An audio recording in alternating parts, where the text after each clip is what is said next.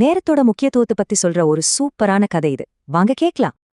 இதுக்கு பதில் ஒரு பலமான ஆந்தைக்கும் புத்திசாலி காகத்துக்கும் நடந்த கதையில இருக்கு.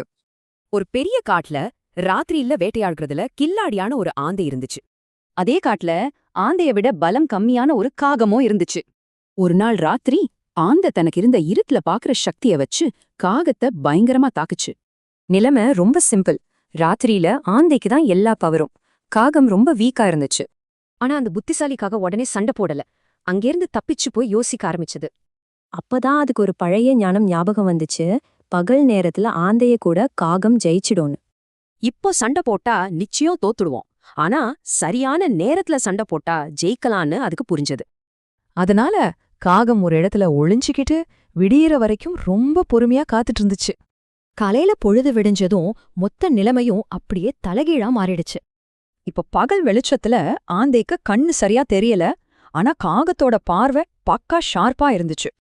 இதுதான் நமக்கான சமயம்னு காகம் புரிஞ்சுக்கிட்டு இந்த வாய்ப்பை சரியா பயன்படுத்திக்கிச்சு.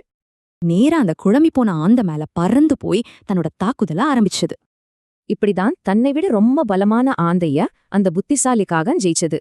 இந்த கதை திருக்குறள்ல வர ஒரு முக்கியமான விஷயத்தை தான் நமக்கு புரிய வைக்குது. நாம கத்துக்க வேண்டிய பாடம் என்னன்னா, ஜெயிக்கிறதுக்கு பலம் மட்டும் பத்தாது நண்பா. உண்மையான வெற்றிக்கு பலத்தை விட சரியான நேரமும் பொறுமையும் தான் முக்கியமான ஆயுதம். இந்த கதை நம்ம கிட்ட ஒரு கேள்வியை கேக்குது. நீங்க உங்களுக்கான சரியான நேரத்துக்காக காத்திருக்கிறீங்களா?